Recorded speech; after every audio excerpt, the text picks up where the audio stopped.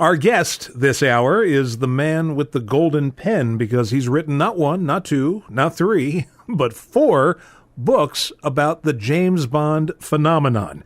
He's also the author of the books How to Be a Superhero and Movies Go Forth.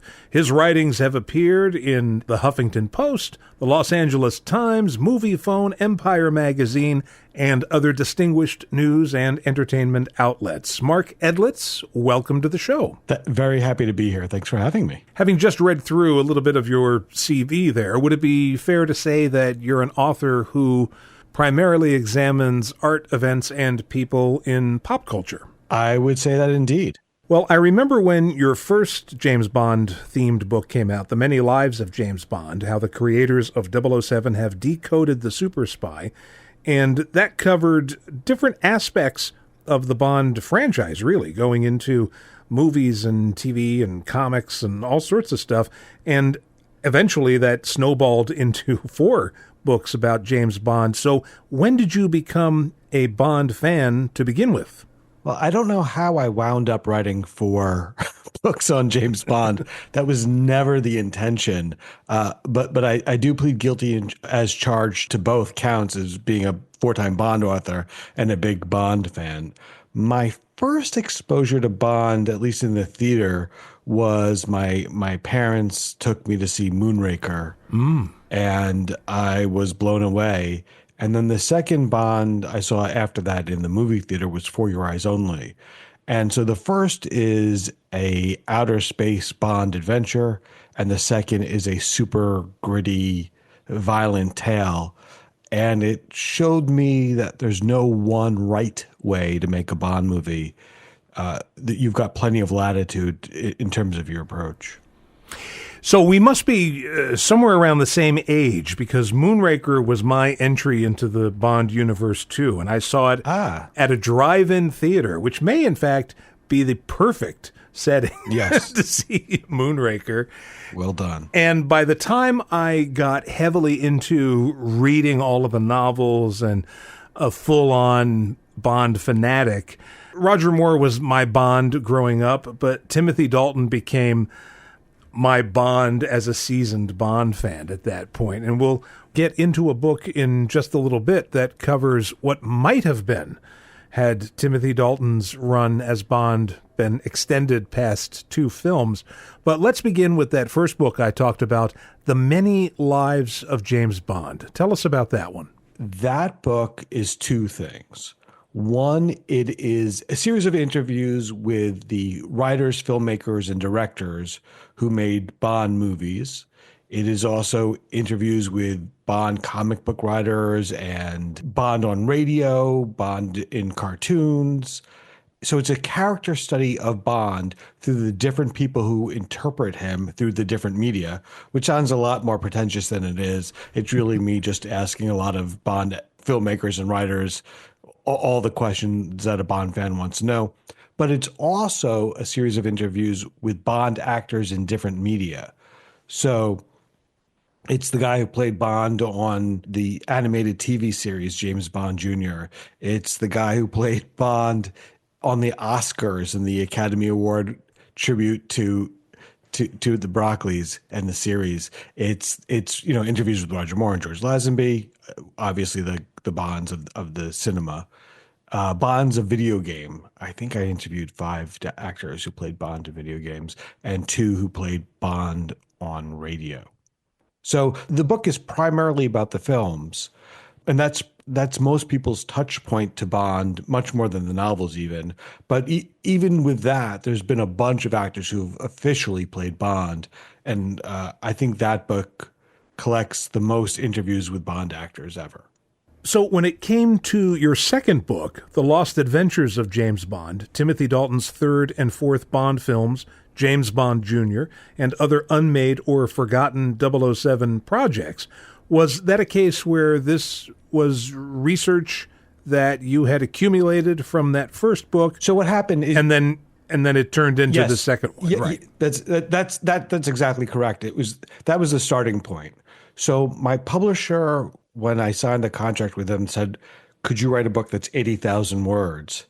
And I said, "Well, I have a 200,000 100,000 word manuscript or something like that. And they said, well, we could give you 100,000 words. Because, in the publishing, you can't publish the Moby Dick of Bond. Right. So I had to focus my work and get rid of everything that wasn't part of the main theme. And then I discovered there was all this lost adventures that didn't fit into the book. So the second book is called, as you said, The Lost Adventures of James Bond. Timothy Dalton's third and fourth unmade Bond film, James Bond Jr. and other forgotten and lost Bond stories. So what does that mean? It means there are all these Bond adventures that have been out of print, out of circulation, and unmade and forgotten. And it's funny to think that there'd be something Bond related that's forgotten, but believe it or not, there are some things. And so all Bond fans wanted was Timothy Dalton to have one more Bond movie. Mm-hmm. The first one was sort of a classic Roger Moore adventure. The second one was grittier and violent. So we as fans were all wondering, what would a third Timothy Dalton film be like? What would be the vibe of that? So that was my mission in life, is to find out as much information as I could about Timothy Dalton's unmade third film. So I spoke to the different filmmakers involved with who wrote the script and the treatments and where that was going. And there were two, it turns out, completely different stories that they could have used for Dalton's third, which is great. And I was like, wow, that's incredible information. And I spoke to people who have never spoken about it at all before, or even since, I think. So that was very exciting for me. And then I found out that there were also plans for a fourth Timothy Dalton film that was written by a guy named Richard Smith. That's a very common name. And the Variety article that mentioned Smith, in the early 90s, said he was a makeup artist, a producer, a writer, an actor, it lists 5 different professions that had nothing to do with each other. And so I went about like a lunatic, finding every Richard Smith who was connected to the film business. So that took a bit of time. But I eventually found the estate of the person who wrote that fourth Timothy Dalton film, got all the stories about what that could have been. So that was pretty exciting. And then I also discovered a unmade first Timothy Dalton film that would have been more of a origin story about a young Bond and how he became 007 and all that good stuff. So that's that book. Plus, it has more information on James Bond Jr., the cartoon series, than any human being wants to know. But I spoke to I spoke to the writers, the directors, the producer, the guy who wrote the music, James Bond Jr., and that's still not available. And I'm not suggesting that it's a great cartoon. That's not the point of examining it and studying it and finding out how it was made or what the original intention was. And that's sort of another sort of really fun thing about James Bond Jr. Is that I discovered they had a very different plan than what we got. It was intended to be a much more mature, much more adult cartoon. Think more Batman the Animated Series than what it was, which is more, I don't know, Ninja Turtles or something.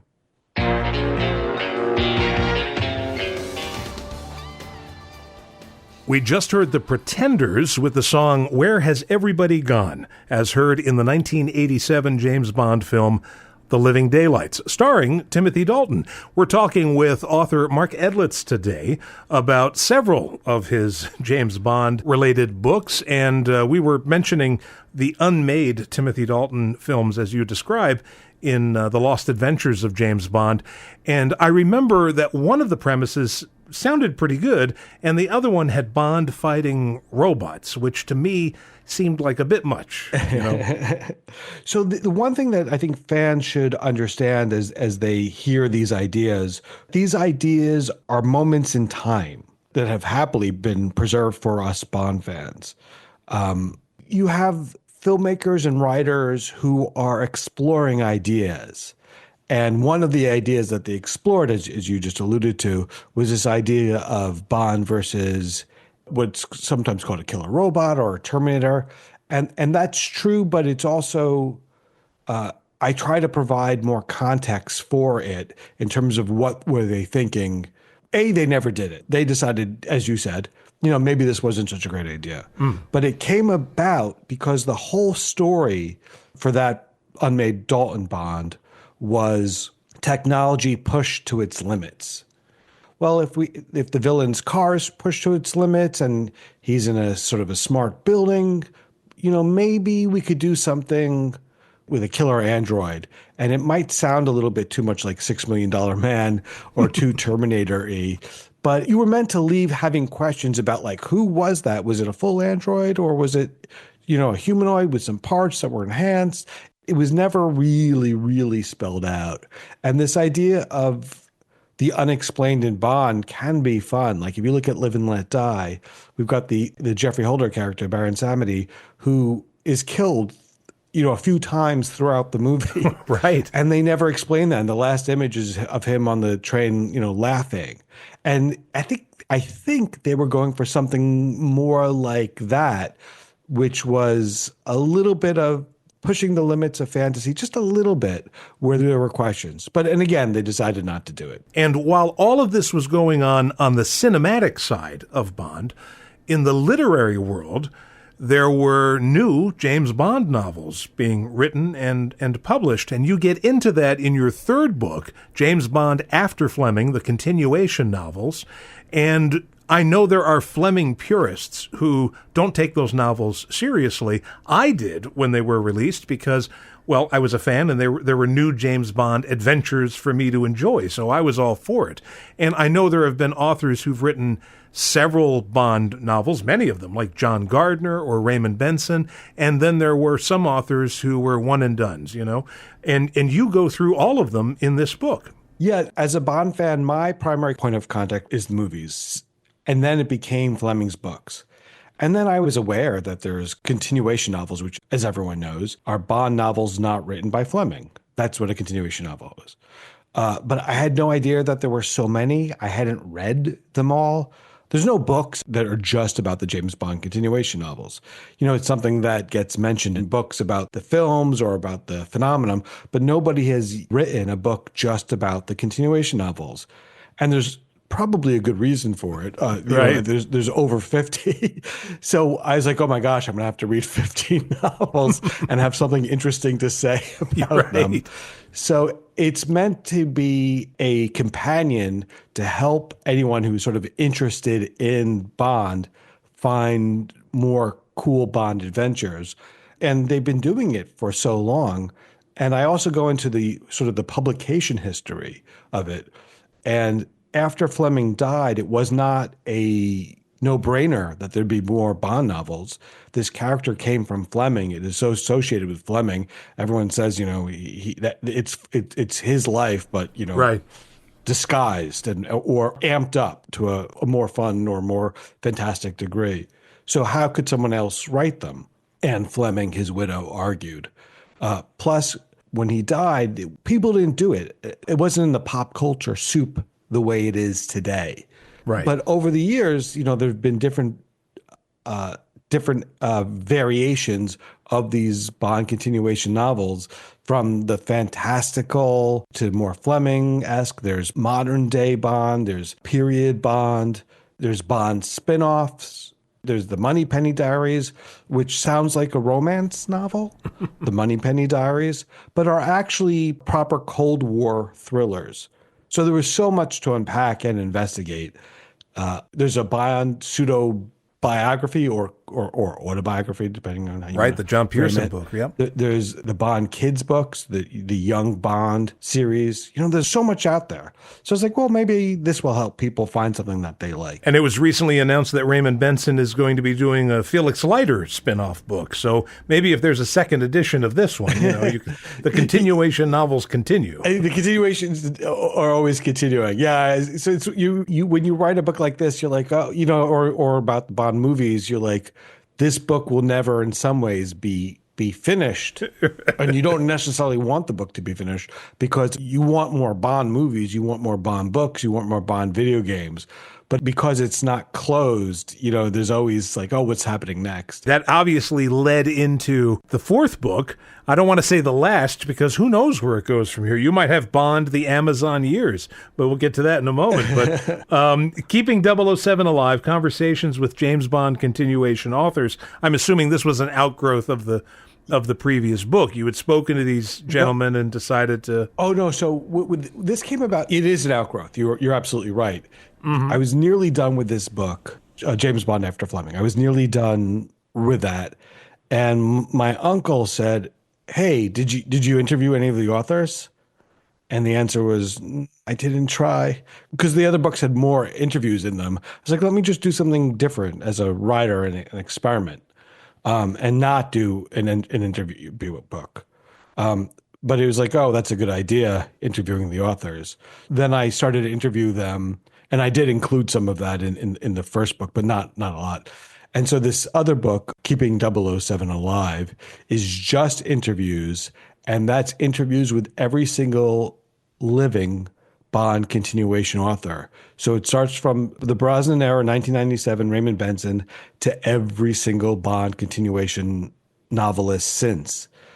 Charlie Higson and Steve Cole, who wrote The Young Bond, Samantha Weinberg, who wrote The Moneypenny Diaries, all the authors who wrote just one Bond novel and stopped, like Jeffrey Deaver and William Boyd and Sebastian Faulks, and then to Anthony Horowitz, who wrote the trilogy, and then back again to Charlie Higson, who wrote a modern-day Bond novella called On His Majesty's Secret Service, which is when Bond had to save the king, during his coronation. And that also includes, and I was super stoked about this, an interview with Corinne Turner, who has been at Ian Fleming Publications since the John Gardner years of the 80s. Late 80s, early 90s. Right. But she's been with IFP for decades. And, I always saw her name in the books that I read. And I was very pleased that she granted an interview with me to sort of explain the inner workings of how these books get made and who gets selected and why and when, and the different types of Bond books and the different errors. So it was very helpful to have that guide through her. So the entire complexion of the Bond universe has changed recently. I've heard. Yeah, Yes. It's kind of in the news. I'm not going to say that Michael G. Wilson and Barbara Broccoli stepped down in the sense that they kind of retired, because from what I understand, they are still going to be involved, maybe at least on a financial level, but Amazon is really going to be calling the shots with this purchase of their interests. Is that the best way to put it? Yeah. Sort of as a Bond fan and someone who tries to follow this as closely as any sane adult should, it was shocking. It was shocking for most of the fans, because Bond is a family-run, or has been a family-run business from the beginning. And that's sort of the interesting thing about Ian Productions being a family-run business and Ian Fleming Publications. The first does the films, the second does the books. Is that there are two family-run businesses charting the course for Bond, and that's pretty cool that, a family-run business running this iconic character. And now they've elected to pass the baton. So it'll be really interesting to see where it goes. And I don't think any outsider knows. I think there are things happening behind closed doors that we're not privy to, and we won't know until they're ready to tell us. I mean, if I can make a prediction, my prediction is that there will be a traditional Bond movie with a new actor, like we've come to expect. Yes. But I would not be surprised if there were some kind of TV spin-off with another character. Yes. Obviously, the precedent has been set in the literary universe of James Bond. So why wouldn't there be a Moneypenny's Diary TV series or something? I know that was a news story that was probably bogus, but why wouldn't there be? Would it really harm the main franchise? I agree with you that. Well, those are two separate questions. Why? I think that's what's good. If I were to guess, I would think that's what's going to happen. Is just what you said.